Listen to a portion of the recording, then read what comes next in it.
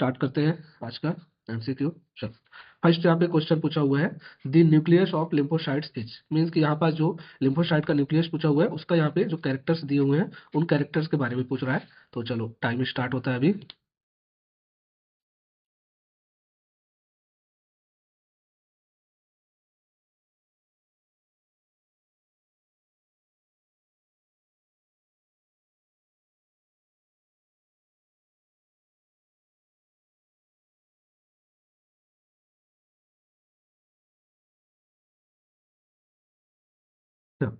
यहाँ पे जो क्वेश्चन है ना, तो यहाँ पे जो लिपोसाइट का न्यूक्लियस के बारे में पूछा हुआ है, तो यहाँ पे ऑप्शन है large round single stain deeply blue, option first है।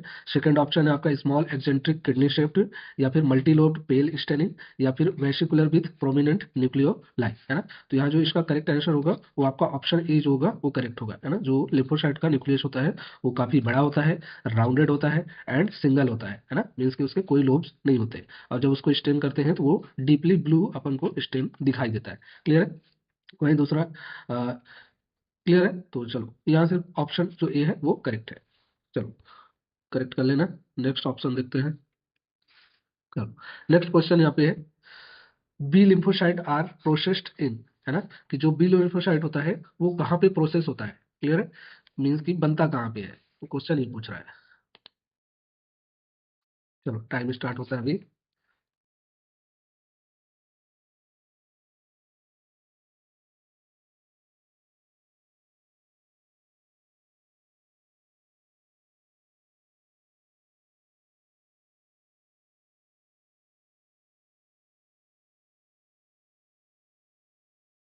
चलो यहाँ पे जो सेकंड नंबर क्वेश्चन पूछ रहा है कि जो बी लिम्फोसाइट है वो कहाँ पे बनता है, थाइमस ग्लैंड पे या फिर बोन मैरो पे भी या फिर स्प्लीन में या फिर लिम्फ नोड में। तो जो बी लिम्फोसाइट होता है आपका, ये जो आपका बोन मैरो होता है ना, क्या होता है कि जो लिम्फोसाइट होते हैं, है ना, ये दो टाइप के होते हैं ना, एक होता है टी लिम्फोसाइट और दूसरा होता है बी लिम्फोसाइट।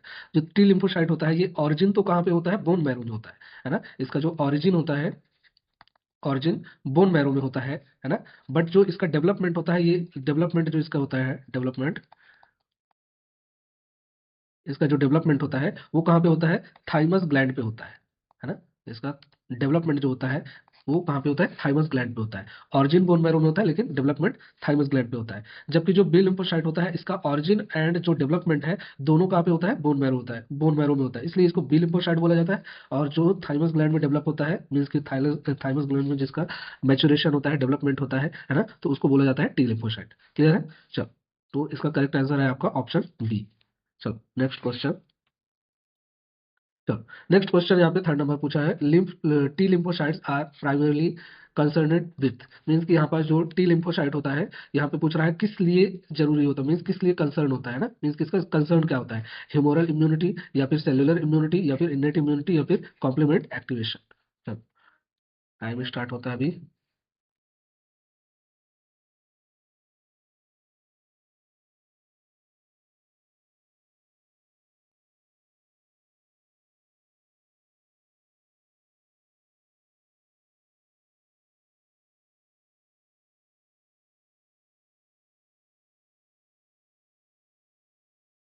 हाँ, तो यहाँ पर जो ऑप्शन ए, सॉरी ऑप्शन जो बी है ना, सेल्युलर इम्यूनिटी, वो आपका जो टी लिम्फोसाइट होता है वो करता है ना। मीन्स कि जो टी लिम्फोसाइट होता है वो सेल्युलर इम्यूनिटी के लिए कंसर्न होता है ना, मीन्स कि वो सेल्युलर इम्यूनिटी क्या करता है, जनरेट करता है।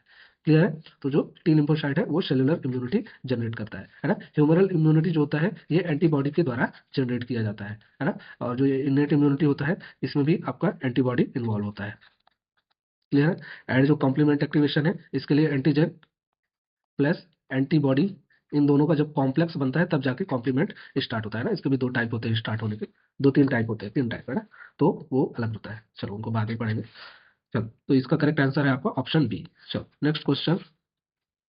नेक्स्ट क्वेश्चन यहाँ पे फोर्थ नंबर पे पूछा हुआ है, the nucleus of monocyte is typically round and central, means कि यहाँ पे जो मोनोसाइट होता है उसके न्यूक्लियस के बारे में पूछा हुआ है, या फिर राउंड एंड सेंट्रल पूछा हुआ है, या फिर ऑप्शन सेकंड में है, क्लियर है, लार्ज एक्जेंट्रिक किडनी या फिर हॉर्स शेप या फिर मल्टीलोब्ड या फिर वेसिकुलर विथ न्यूक्लियाई। चलो टाइम स्टार्ट होता है।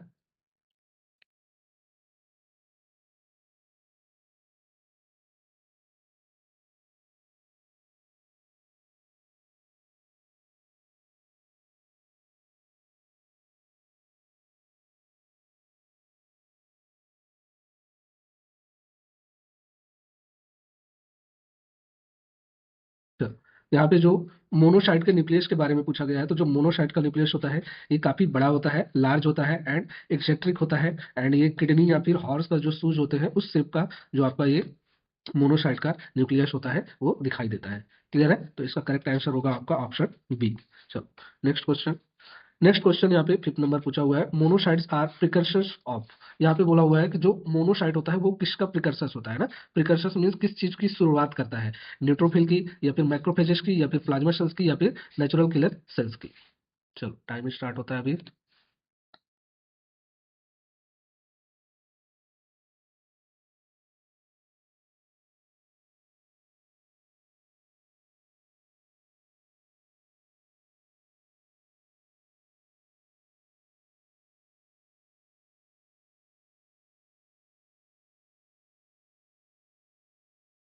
चलो यहाँ पे जो 5th नंबर क्वेश्चन पूछा हुआ है ना, कि जो मोनोसाइट होता है किसका प्रिकर्सर होता है, मीन्स कि यहाँ पे जो ऑप्शंस है, तो इसका करेक्ट आंसर होगा आपका ऑप्शन बी। मीन्स कि जो आपका मोनोसाइट होता है क्या होता है कि ये जब तक ब्लड में रहता है ना, ब्लड में रहता है जब तक, तब तक ये मोनोसाइट कहलाता है। क्लियर है? 8-10 घंटे बाद ये क्या करता है, चला जाता है कहाँ पे, टिश्यू में इंटर कर जाता है ना, टिश्यू में इंटर करता है, और टिश्यू में इंटर करने के बाद इसको फिर क्या बोला जाता है, मैक्रोफेजेस बोला जाता है। क्लियर है? तो आपका जो मोनोसाइट है ये मैक्रोफेज का प्रिकर्सर होता है, मीन्स कि उसको बनाने मैक्रोफेज के बनने से पहले का जो सेल होता है, तो वो होता है आपका मोनोसाइट। क्लियर है? चलो नेक्स्ट क्वेश्चन। नेक्स्ट क्वेश्चन पूछा हुआ है, the main indication for testing urine glucose. यहाँ पे पूछ रहा है कि जो आपका यूरिन ग्लूकोज अपन टेस्ट करते हैं उसका मेन इंडिकेशन क्या है। क्लियर है? चलो टाइम स्टार्ट होता है अभी।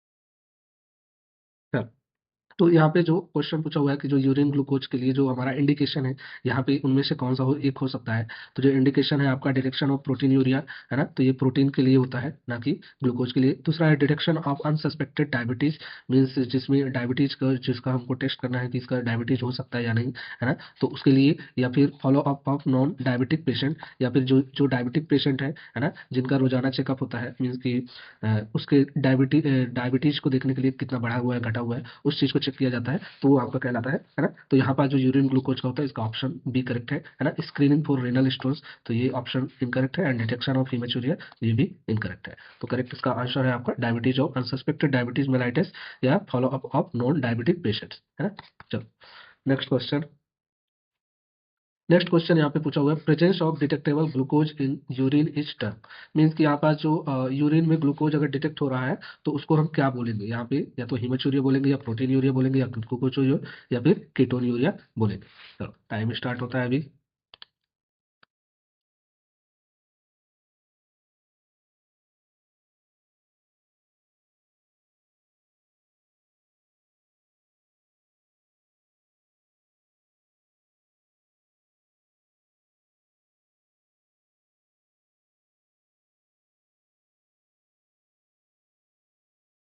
हाँ, यहाँ पे जो क्वेश्चन पूछा हुआ है कि जो आपका ग्लूकोज यूरिया सॉरी ग्लूकोज अगर यूरिन में डिटेक्ट होता है तो उसको अपन क्या बोलेंगे, तो यहाँ पास जो टर्म है वो है आपका ग्लूकोज यूरिया या फिर ग्लाइको यूरिया टर्म इसके लिए यूज किया जाता है, मीन्स अगर यूरिन में ग्लूकोज आ रहा है तो। क्लियर है? एंड हीमोचूरिया जो होता है ये हीमोग्लोबिन के लिए होता है या फिर ब्लड जो होता है। क्लियर है? नेक्स्ट प्रोटीन यूरिया जो होता है वो प्रोटीन के लिए होता है, एंड जो कीटोन यूरिया होता है जब कीटोन बॉडीज आता है उस कंडीशन को कीटोन यूरिया कहते हैं। चलो नेक्स्ट क्वेश्चन। नेक्स्ट क्वेश्चन यहाँ पे पूछा हुआ है, the most common cause of glucose urea is. यहाँ पे पूछा हुआ है कि जो मोस्ट कॉमन है, मोस्ट कॉमन मीन्स कि जिसमें कि ग्लूकोज यूरिया मीन्स कि यूरिन में आपका ग्लूकोज आएगा, है ना। तो यहाँ पे ऑप्शन दिए हैं। चलो टाइम स्टार्ट होता है अभी।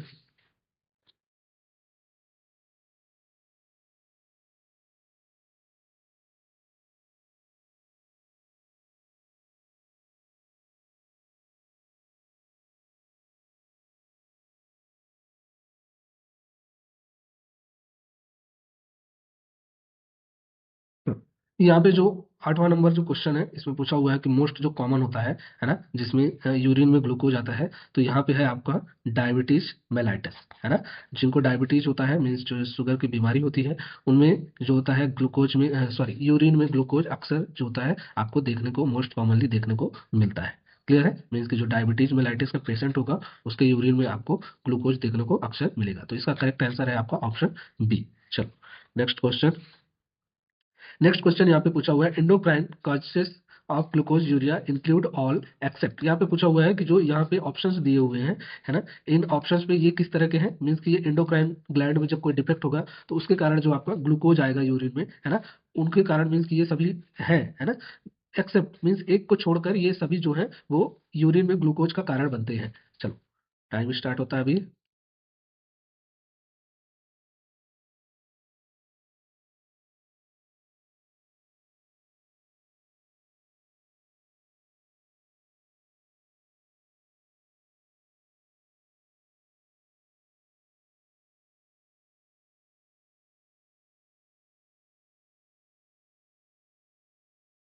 Yeah. तो यहाँ पे जो क्वेश्चन पूछा हुआ है कि जो आपका एंडोक्राइन ग्लैंड है, जिसमें अगर कोई डिजीज होता है या कोई डिफेक्ट होता है तो उसके कारण जो आपका ग्लूकोज यूरिया बनता है, मीन्स कि यूरिन में आपका ग्लूकोज आता है, तो इनमें से सभी हैं बट एक को छोड़कर, है ना, इंक्लूड ऑल एक्सेप्ट, है ना। तो एक्सेप्ट यहाँ पे मीन्स इसको छोड़कर, है ना। तो इसमें जो फैंकोनी सिंड्रोम होता है, एक minute, hyperthyroidism, Cushing syndrome and acromegaly.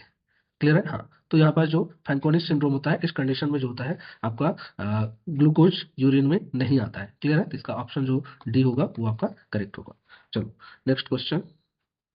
Next question यहाँ पे पूछा हुआ है, the elementary glycosuria occurs due to. यहाँ पे पूछा हुआ है कि जो हमने पढ़ा था कि जो एलिमेंट्री ग्लूकोज यूरिया होता है, मीन्स कि जो एलिमेंट्री यहाँ पे इंटेस्टाइन से रिलेटेड है ना, इंटेस्टाइन।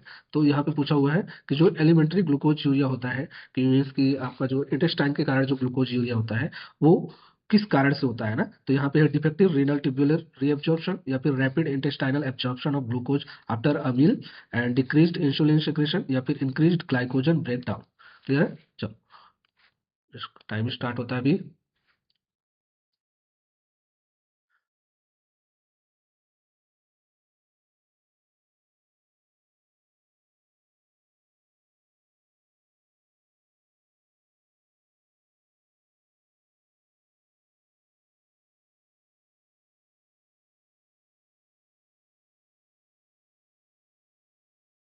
यहाँ पे जो इसका करेक्ट आंसर है वो आपका होगा ऑप्शन बी।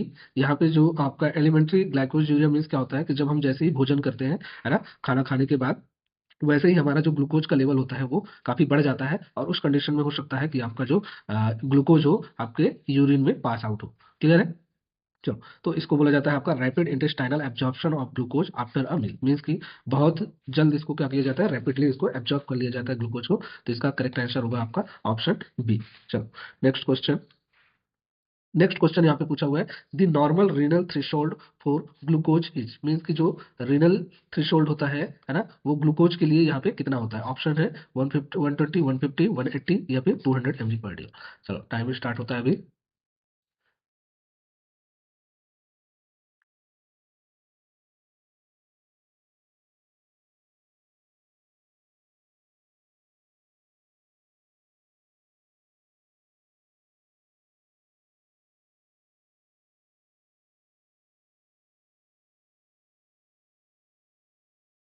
चलो इसका जो करेक्ट आंसर है वो है आपका 180 mg पर डे। ऑप्शन जो सी है वो करेक्ट है ना।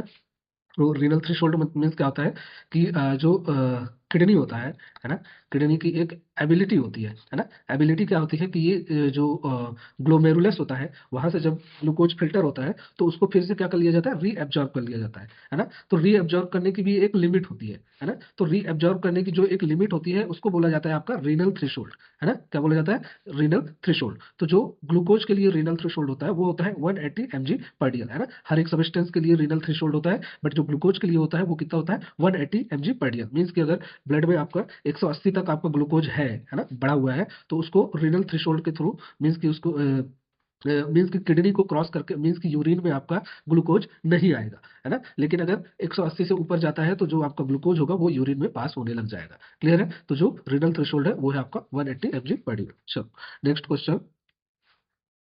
नेक्स्ट क्वेश्चन पूछ रहा है the most common causes of a single abnormal biochemical value is. Means यहाँ पे पूछ रहा है, ये आपका क्वालिटी कंट्रोल से है क्वेश्चन। तो यहाँ पे पूछ रहा है कि जो अगर हमारा जो एबनॉर्मल बायोकेमिकल वैल्यू आता है, मीन्स कि जो हम अगर टेस्ट लगा रहे हैं उसमें एबनॉर्मल बायोकेमिकल वैल्यूज आ रही है, तो उसमें से कारण क्या हो सकता है ना। कारण जो हमने पढ़ा था, पेशेंट्स डिजीज, लेबोरेटरी एरर, या फिर इंस्ट्रूमेंट डिफेक्ट, या फिर सैंपल कॉन्टामिनेशन। चलो टाइम स्टार्ट होता है अभी।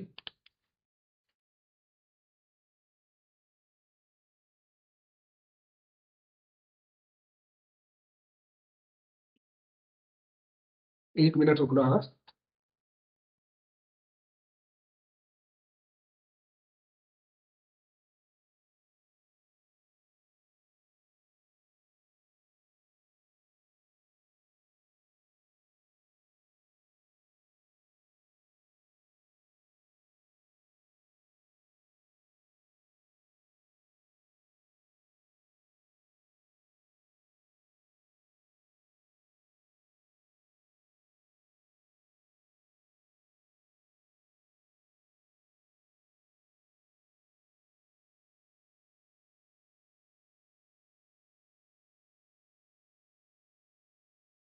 चलो, तो इसका जो करेक्ट आंसर होगा, है ना, यहाँ पे जो क्वेश्चन पूछ रहा है कि मीन्स कि अगर हमारा एबनॉर्मल बायोकेमिकल वैल्यूज आता है, मीन्स अगर हम ग्लूकोज का टेस्ट लगा रहे हैं, तो हमारा जो ग्लूकोज का टेस्ट होगा वो अगर एबनॉर्मल आ रहा है, तो उसमें से मोस्ट जो कॉमन कॉजेस क्या हो सकते हैं, है ना, कि जो मोस्ट कॉमन जो कारण होगा कि आपका जो बायोकेमिकल वैल्यू है वो एबनॉर्मल आ रहा होगा, है ना। तो जो मोस्ट कारण जिसमें होता है वो होता है आपका लेबोरेटरी एरर, है ना। मीन्स कि हम हमारा जो लेबोरेटरी में कोई टेस्ट एरर हो रहा है, तो वहां पास आपका जो आपका एबनॉर्मल बायोकेमिकल वैल्यू आ सकता है। क्लियर है। चलो नेक्स्ट क्वेश्चन। नेक्स्ट क्वेश्चन यहाँ पे पूछ रहा है the study of source of variation within the laboratory and procedures to minimize them is called. Means कि यहाँ पे पूछ रहा है कि वह प्रोसेस, है ना, या फिर जब हम क्या करते हैं कि हम स्टडी करते हैं, किसकी, एरर की स्टडी करते हैं। वेरिएशन मीन्स की जो त्रुटि होती है कोई, है ना, तो उसकी स्टडी करते हैं, है ना, एंड उसकी स्टडी करने के बाद उसको मिनिमाइज करते हैं। मिनिमाइज मीन्स की ऐसा प्रोसीजर करते हैं जिससे कि वो जो गलती हो रही है ना, वो क्या हो जाए, कम से कम हो। क्लियर है। तो वहां पे इसके लिए कौन सा टर्म यूज किया जाएगा, क्वालिटी एश्योरेंस, या क्वालिटी कंट्रोल, या फिर क्वालिटी असेसमेंट, या फिर टोटल क्वालिटी मैनेजमेंट। चलो इसका टाइम स्टार्ट होता है अभी।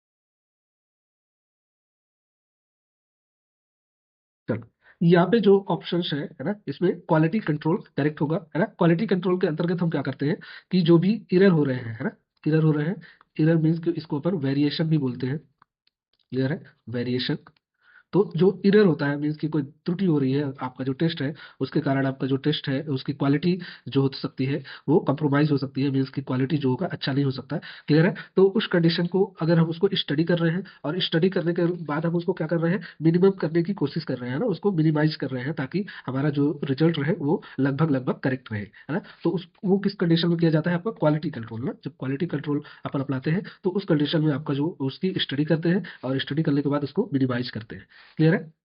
तो इसका करेक्ट आंसर होगा आपका क्वालिटी कंट्रोल। चलो नेक्स्ट क्वेश्चन। नेक्स्ट क्वेश्चन यहाँ पे पूछा हुआ है टोटल क्वालिटी मैनेजमेंट, है ना। क्या total quality management provides. Means कि यहाँ पर जो टोटल क्वालिटी मैनेजमेंट है वो क्या प्रोवाइड करता है। अब management philosophy for organizational development, या फिर a process for improving quality of all aspects of work, या फिर बोथ ए एंड बी, या फिर ओनली फाइनेंशियल ऑडिटिंग। क्लियर है। तो चलो इसका टाइम स्टार्ट होता है अभी।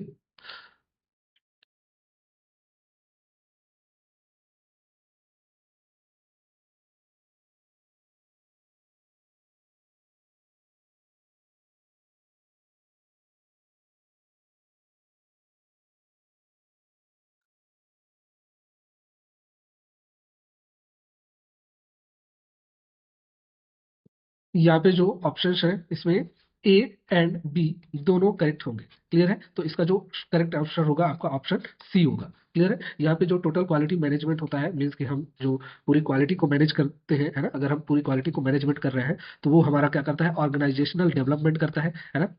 जिस मीन्स कि एक फिलोसफी देता है ना, एक दर्शन देता है, बोलते हैं ना दार्शनिक जो होते हैं, या फिर बोले फिलोसफर, जो कि एक लंबे टाइम तक प्रेडिक्ट कर पाते हैं कि इतने टाइम तक आपका अगर लेबोरेटरी अच्छे से काम कर रहा है तो इतने टाइम तक आपका ये रिपोर्ट अच्छे से जनरेट हो रहा है, मीन्स कि आपका इतने टाइम तक, या फिर आपका जो ऑर्गेनाइजेशन है इसका डेवलपमेंट कितना ज्यादा होगा। क्लियर है? तो टोटल मैनेजमेंट ये प्रोसेस करता है, and process for improving quality of all aspects of work, है ना। और जो भी हम वर्क कर रहे हैं उससे रिलेटेड जो भी क्वालिटी है वो इंप्रूव करता है आपका जो टोटल क्वालिटी मैनेजमेंट होता है ना। तो इसका करेक्ट आंसर होगा आपका both A and B. Clear? चलो नेक्स्ट क्वेश्चन।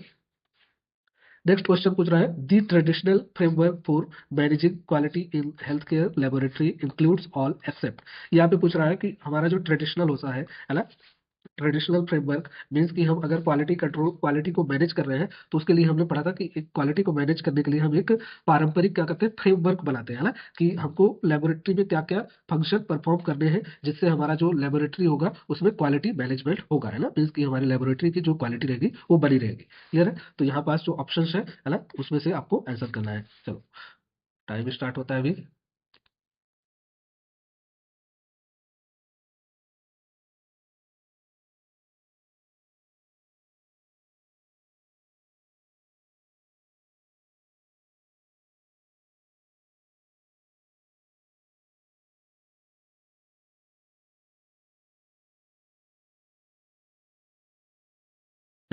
यहाँ पे जो क्वेश्चन पूछा हुआ है कि जो हमारा ट्रेडिशनल फ्रेमवर्क होता है उसमें सभी शामिल हैं बट एक को छोड़कर, है ना, कि जो हमारा हेल्थ केयर लेबोरेटरी है उसमें सभी शामिल है बट एक को छोड़कर, है ना। तो क्वालिटी लेबोरेटरी प्रोसेस QLPS ये शामिल है, क्वालिटी एश्योरेंस ये भी शामिल है, एंड जो क्वालिटी असेसमेंट है ये भी जो होता है आपका ट्रेडिशनल फ्रेमवर्क में शामिल होता है। लेकिन जो क्लिनिकल डायग्नोसिस होता है मीन्स की CD, तो इसका जो ऑप्शन करेक्ट होगा वो डी ऑप्शन जो होगा करेक्ट होगा। यहाँ पे एक्सेप्ट पूछा हुआ है ना, क्या पूछा हुआ है, एक्सेप्ट पूछा हुआ है कि इसके अलावा बाकी सब जो होते हैं वो ट्रेडिशनल फ्रेमवर्क में यूज किए जाते हैं, मीन्स की ट्रेडिशनल फ्रेमवर्क के लिए अपन उनको, वो आपका यूज होता है क्वालिटी कंट्रोल के लिए।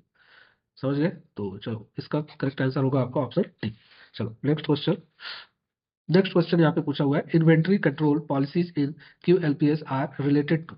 यहाँ पे पूछा हुआ है कि जो इन्वेंट्री कंट्रोल होता है ना, इन्वेंट्री कंट्रोल वो किससे रिलेटेड है, यहाँ पास जो क्वालिटी लेबोरेटरी प्रोसीजर अपन स्टार्ट करते हैं वो जो आपका इन्वेंट्री कंट्रोल है वो किससे रिलेटेड है, यहाँ पे पूछ रहा है। चलो टाइम स्टार्ट होता है अभी।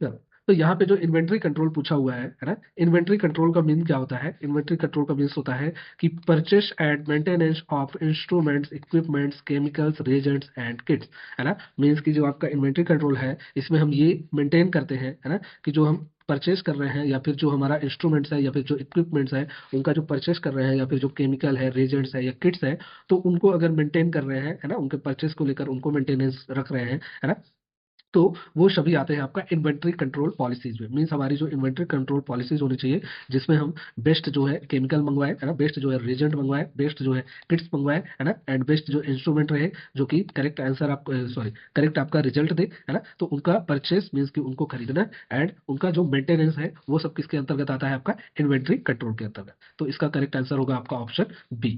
क्लियर है? चलो नेक्स्ट क्वेश्चन।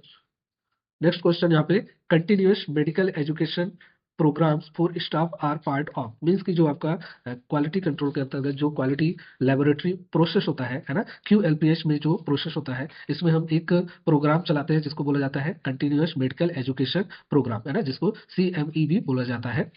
तो यहाँ पे पूछ रहा है कि जो CME होता है वो यहाँ पे जो ऑप्शंस दिए हुए हैं उनमें से किसके लिए होता है। क्लियर है? चलो टाइम स्टार्ट होता है अब इसका।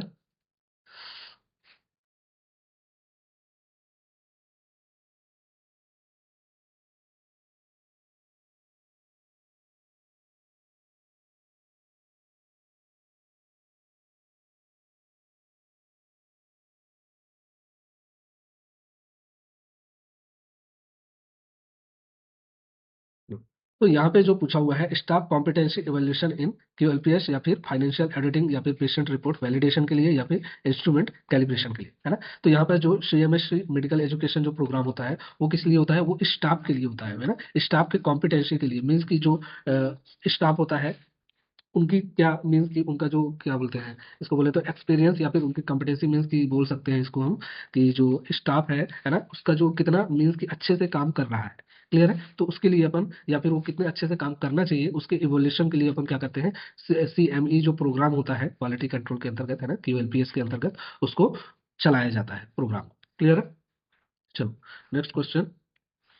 नेक्स्ट क्वेश्चन यहाँ पे पूछा हुआ है genetic weak D antigen results from, means की जो जेनेटिकली जो वीक एंटीजन होता है ना, तो उसका रिजल्ट किस कारण से होता है। क्लियर है। मीन्स की जो जेनेटिक वीक जो डी एंटीजन होता है उसके रिजल्ट में क्या आता है आपका यहाँ पे। चलो option start, question sorry timing start होता है अभी।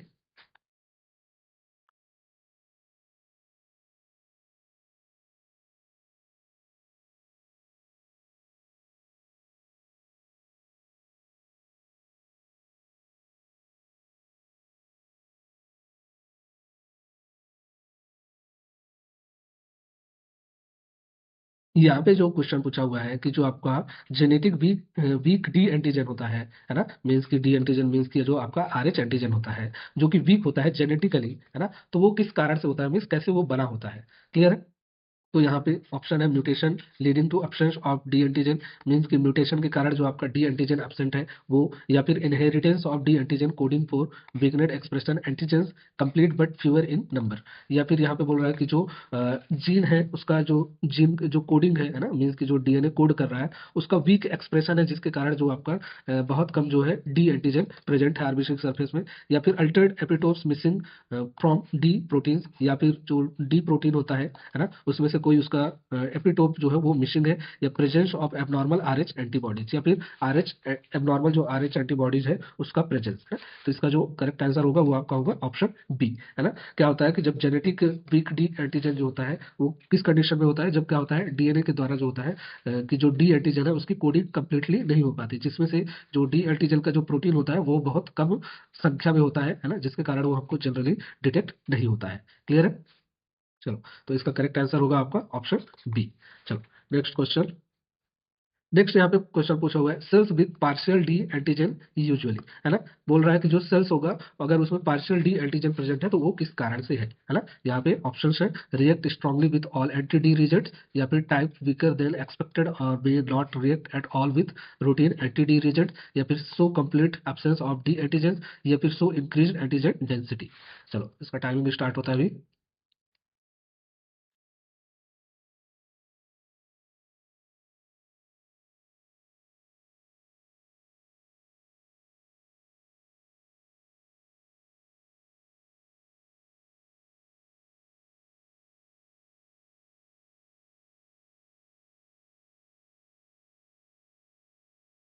चलो तो यहाँ पे पूछा हुआ है कि जो पार्शियल डी एंटीजन होता है ना, हमने डी एंटीजन का टाइप पढ़ा था जिसमें हमने एक टाइप पढ़ा था कि पार्शियल डी एंटीजन, है ना, मीन्स कि इसमें क्या होता है कि जो कोई एंटीजन है ना, आरबीसी है उसके सरफेस में मान लो कि आपका ये आरएच एंटीजन प्रेजेंट है ना, तो जो जिनमें पार्शियल डी एंटीजन प्रेजेंट होगा, पार्शियल डी मीन्स कि इसका जो कुछ पार्ट होगा है ना, यहाँ से मान लो कि इसका थोड़ा सा पार्ट जो होगा वो गायब होगा, है ना, यहाँ पास जो कुछ उसका पार्ट होगा वो यहाँ पे गायब होगा, जिसके कारण ये जो डी एंटीजन है मीन्स की जो आरएच एंटीजन है वो कंप्लीट नहीं होगा, है ना, मीन्स की वो कंप्लीटली जो होगा रिएक्शन नहीं कर पाएगा, एंटीबॉडी के साथ अटैच नहीं हो पाएगा। तो इस तरह के जो एंटीजन होते हैं मीन्स की जो इस तरह के जो डी एंटीजन होते हैं उनको बोला जाता है पार्शियल डी एंटीजन, मीन्स इसका जो कुछ पार्ट है ना, कुछ पार्ट जो है वो मिसिंग है।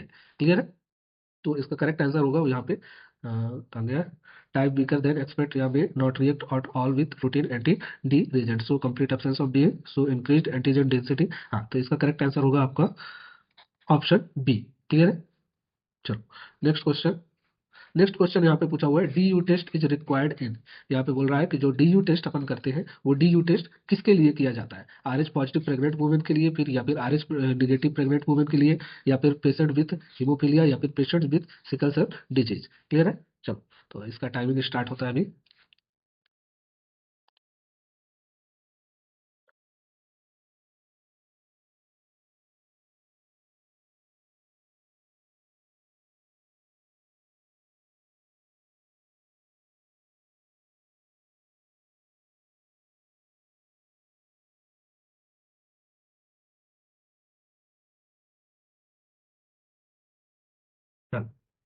तो यहाँ पे जो क्वेश्चन पूछा हुआ है कि जो डीयू टेस्ट करते हैं, मीन्स कि जो आपका आरएच जो टेस्ट किया जाता है ना, तो आरएच टेस्ट जो डीयू टेस्ट किया जाता है वो किस किन में किया जाता है, तो यहाँ पर जो ऑप्शन है ना, उसमें से होगा आपका आरएच निगेटिव, है ना। जो वुमेन्स मीन्स कि जो प्रेग्नेंट होते हैं एंड जो जिनका ब्लड ग्रुप जो होता है वो आरएच निगेटिव होता है, तो उनके लिए ये आपका डीयू टेस्ट किया जाता है। क्लियर है। चलो, बाकी यहाँ तो नहीं होगा, आरएच पॉजिटिव में नहीं किया जाएगा, पेशेंट्स में नहीं किया जाएगा, जो हीमोफीलिया पेशेंट होगा या फिर जो patient with sickle cell disease होगा इसमें नहीं किया जाएगा। Next question.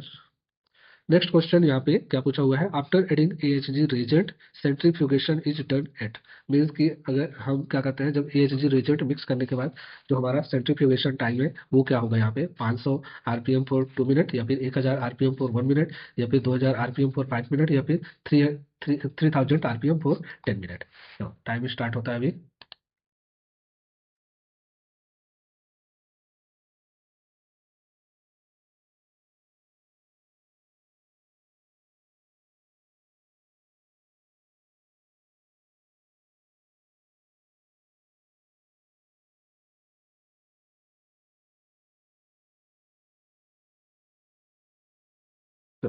तो यहाँ पे जो क्वेश्चन पूछा हुआ है कि हम जब AHG रिएजेंट मिक्स करते हैं, रिएजेंट मिक्स करने के बाद अब हमको उसका सेंट्रीफ्यूगेशन का कितना यहाँ पे टाइमिंग होता है और उसका RPM कितना होता है ना, तो जो इसका करेक्ट आंसर होगा वो होगा आपका 1000 RPM, है ना। तो 1000 राउंड पर मिनट में हम 1 मिनट तक उसको क्या करते हैं, सेंट्रीफ्यूज करते हैं। क्लियर है। चलो, नेक्स्ट क्वेश्चन। नेक्स्ट क्वेश्चन यहाँ पे पूछा हुआ है, cell suspension for the test is prepared as. Means कि जो आपका सेल सस्पेंशन होता है वो डीयू टेस्ट के लिए कैसे प्रिपेयर किया जाता है, जैसे कि 1 drop cell suspension plus 9 drop NS, means कि 10%, या फिर 1 drop cell suspension plus 49 drops NS for 2 से 4%, या फिर 1 drop cell suspension plus 99 drops NS 1%, या फिर 1 drop cell suspension plus 19 drops NS for 5%, है ना। तो चलो, टाइम स्टार्ट होता है अभी।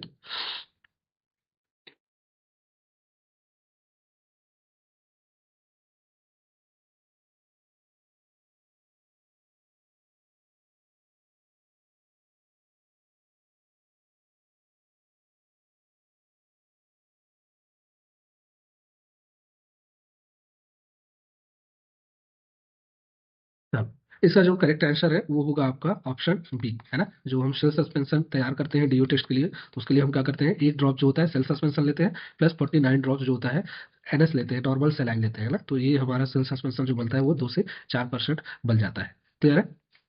चलो, नेक्स्ट क्वेश्चन।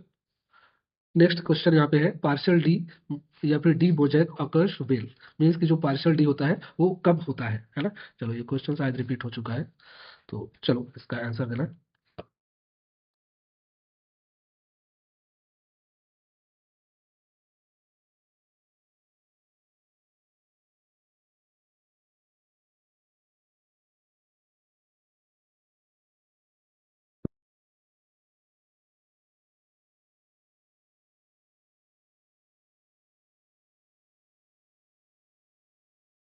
तो इसका करेक्ट आंसर है आपका ऑप्शन बी, है ना। एक या फिर उससे ज्यादा जो एपिटोप होते हैं डी प्रोटीन्स में आर मिसिंग या फिर अल्टर्ड, है ना। मीन्स कि जो डी प्रोटीन होगा, डी प्रोटीन उसका कुछ जो पार्ट होगा वो मिस हो सकता है ना। एक या एक से अधिक, तो उस कंडीशन को बोला जाता है आपका पार्शियल डी या फिर डी मोजेक आकर। क्लियर है। मीन्स कि डी मोजेक जो होता है वो इस कारण से होता है। क्लियर है। चलो, नेक्स्ट क्वेश्चन। नेक्स्ट क्वेश्चन है यहाँ पे, which of the following is not a method of decalcification. यहाँ पे पूछा हुआ है कि जो डिकैल्सिफिकेशन करते हैं इनमें से कौन सा मेथड है जो कि डिकैल्सिफिकेशन के लिए यूज नहीं होता है। क्लियर है। चलो, टाइम स्टार्ट होता है अभी।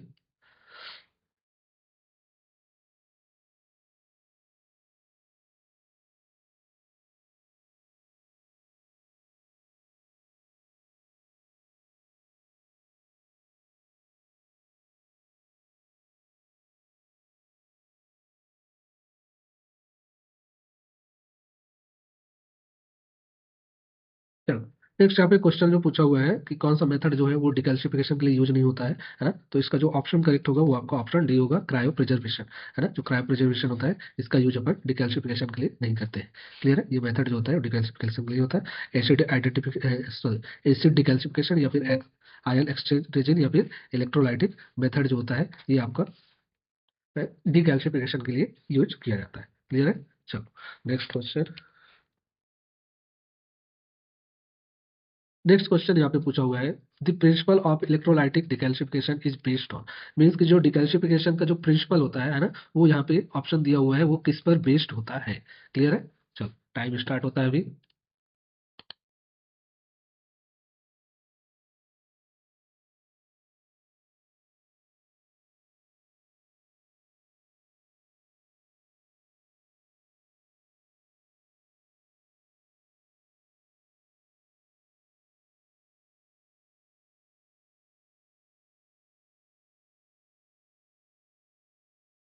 चलो, यहाँ पे जो क्वेश्चन पूछ रहा है कि जो डिकैल्सिफिकेशन है ना, मीन्स कि जो इलेक्ट्रोलाइटिक डिकैल्सिफिकेशन है वो किस पर बेस्ड होता है ना। यहाँ पे ऑप्शन है, movement of negatively charge calcium ion to positive electrode. Means की जो निगेटिव चार्ज आयंस होगा है ना, कैल्शियम आयंस, वो पॉजिटिव चार्ज इलेक्ट्रोड की ओर जाएगा, ये इसका प्रिंसिपल है। या फिर ऑप्शन बी है, movement of positively charge calcium ions to negatively charge electrode after supply of electric current, है ना। तो इसका जो करेक्ट आंसर होगा वो आपका ऑप्शन बी होगा, है ना। क्या होता है कि जो कैल्शियम होता है आपका, कैल्शियम है ना, ये पॉजिटिव आयंस होता है ना, जो कि निगेटिव जो इलेक्ट्रोड होते हैं, निगेटिव सॉरी निगेटिव जो इलेक्ट्रोड होते हैं, उस निगेटिव इलेक्ट्रोड की ओर मूव करते हैं जब अपन क्या करते हैं, इलेक्ट्रिक करंट इसमें सप्लाई करते हैं। जब हम करंट सप्लाई करते हैं तो जो पॉजिटिव वाले चार्ज वाले कैल्शियम होते हैं वो निगेटिव इलेक्ट्रोड की ओर क्या करते हैं, मूव करते हैं, है ना। तो ये कहलाता है आपका इलेक्ट्रोलाइटिक जो इलेक्ट्रोलाइटिक जो डिकैल्सिफिकेशन होता है उसका ये प्रिंसिपल होता है। क्लियर है? चलो नेक्स्ट क्वेश्चन। नेक्स्ट क्वेश्चन है यहाँ पे, electrolytic decalcification commonly use. Means की जो इलेक्ट्रोलाइटिक डिकैल्सिफिकेशन है उसमें यहाँ पे पूछा हुआ है कॉमनली किसका यूज किया जाता है, नाइट्रिक एसिड या सल्फ्यूरिक एसिड, फॉर्मिक एसिड या फिर डिहाइड्रोक्लोरिक एसिड या फिर एसिटिक एसिड या फिर लैक्टिक एसिड या फिर एडीटीए ओनली, है ना। तो इनमें से कौन सा करेक्ट है? चलो टाइम स्टार्ट होता है अभी।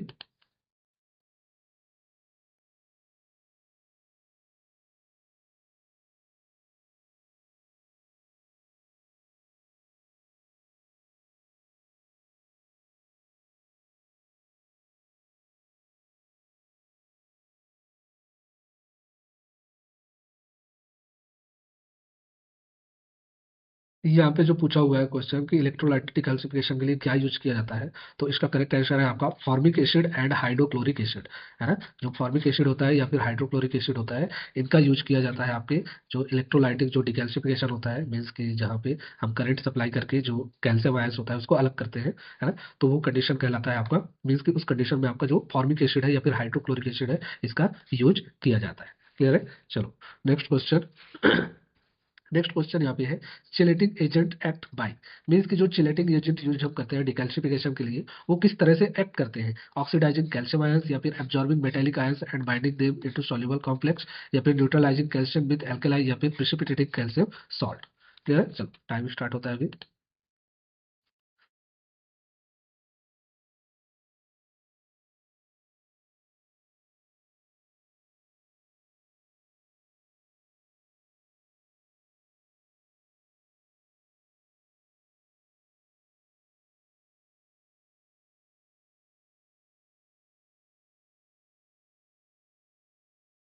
यहाँ पे जो ऑप्शन बी है वो करेक्ट होगा, है ना। जो चिलेटिंग एजेंट है, वो चिलेटिंग एजेंट क्या करते हैं, जो मेटेलिक आयंस होता है, मीन्स की जैसे कि आपका कैल्शियम आयंस हो गया, है ना। कैल्शियम आयंस, इस कैल्शियम आयंस को क्या करते हैं, ये एब्जॉर्ब करते हैं, है ना। एब्जॉर्ब करने के बाद एक सॉल्यूबल कॉम्प्लेक्स बना देते हैं, है ना। जब वो एब्जॉर्ब करते हैं, मीन्स की वो टिश्यू से जो होता है आपका कैल्शियम को खींचते हैं, एब्जॉर्ब करते हैं, एंड एब्जॉर्ब करने के बाद उसको सॉल्यूबल कर देते हैं, जिससे वो दोबारा जो होता है टिश्यू में एंटर नहीं कर पाता है। क्लियर है? तो इसका जो करेक्ट आंसर होगा वो आपका होगा चिलेटिंग एजेंट्स में आपका ये ऑप्शन बी, है ना। और चिलेटिंग एजेंट्स में यहाँ पे ईडीटीए का यूज किया जाता है ना। जो ईडीटीए होता है उसका यूज किया जाता है as a chelating agent. Clear है? चलो नेक्स्ट क्वेश्चन। नेक्स्ट क्वेश्चन यहाँ पे पूछा हुआ है, for surface decalcification paraffin block face is exposed to, है ना। बेसिकली क्या होता है कि जब हम सरफेस जो डिकैल्सिफिकेशन करते हैं, सरफेस डिकैल्सिफिकेशन, उसमें जो हमारा पैराफिन ब्लॉक होता है उसका फेस किसकी तरफ एक्सपोज होता है। बेसिकली यहाँ पर जो 5% HCl है फॉर 5 to 10 मिनट, या फिर 10% फॉर्मिक एसिड फॉर 1 आवर, या फिर 10% HCl फॉर 1 आवर, या 5% formic acid for 5 to 10 minute, या फिर 5% नाइट्रिक एसिड फॉर 30 मिनट, या फिर 2% एसिड फॉर 2 आवर्स, है ना। तो इसका करेक्ट आंसर करना है। चलो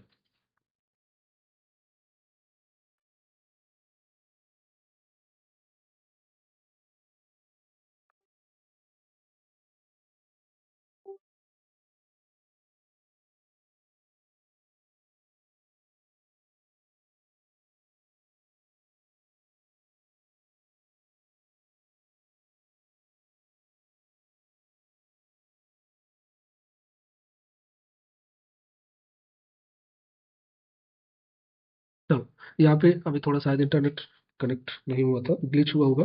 चलो, तो यहाँ पे जो इसका करेक्ट आंसर है वो है आपका ऑप्शन ए जो है वो करेक्ट है ना। 5% HCl को HCl में 5 से 10 मिनट, या फिर जो 10% फॉर्मिक एसिड होता है उसमें अपन 1 घंटे तक उसको क्या करते हैं, जहाँ पे मीन्स कि जिस साइट पे जो होता है डिकैल्शियम मीन्स कि कैल्शियम डिपोजिट होता है उसको वहाँ पे रख दिया जाता है, उसको उसका डिकैल्सिफिकेशन किया जाता है। चलो, नेक्स्ट क्वेश्चन है। नेक्स्ट क्वेश्चन यहाँ पे पूछा हुआ है the best method for decalcification of bone marrow biopsy. यहाँ पे पूछ रहा है कि जो अपन जो डिकैल्सिफिकेशन करते हैं है ना, तो उसमें से हमारा जो बोन मैरो जो बायोप्सी होता है, बोन मैरो बायोप्सी के लिए जो डिकैल्सिफिकेशन करते हैं, ये इनमें से कौन सा जो मेथड है वो आपका बेस्ट होता है। क्लियर है? तो यहाँ पे ये क्वेश्चन पूछा हुआ है। चलो, ऐसा करना है इसको।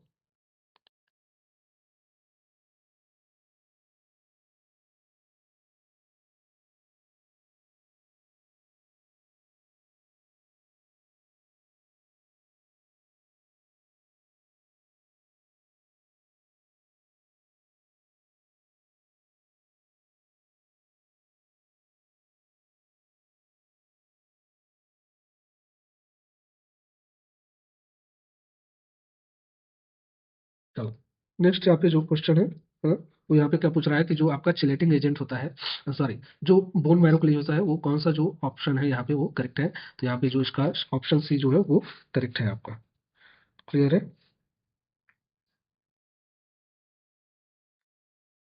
क्लियर है? तो इसका जो करेक्ट आंसर है वो आपका ऑप्शन सी जो है वो करेक्ट है। चलो, नेक्स्ट क्वेश्चन। नेक्स्ट क्वेश्चन यहाँ पे पूछा हुआ है the best method for determining completion of decalcification. Means कि जो अगर आपका डिकैल्सिफिकेशन कंप्लीट हो जाता है तो वो किस मेथड के थ्रू जो होता है वो बेस्ट होता है कि अपन उस कंप्लीट जो डिकैल्सिफिकेशन हुआ है वो चेक कर सके कि वो कंप्लीट हुआ है या नहीं हुआ है। क्लियर है? तो वो उसके लिए कौन सा मेथड जो होता है वो बेस्ट होता है। यहाँ पे ऑप्शन है आपका फिजिकल मेथड या टच मेथड, या फिर रेडियोलॉजिकल मेथड या एक्सरे, या फिर केमिकल मेथड, या फिर हिस्टोलॉजिकल मेथड। चलो, टाइमिंग स्टार्ट होता है अभी। टाइमिंग का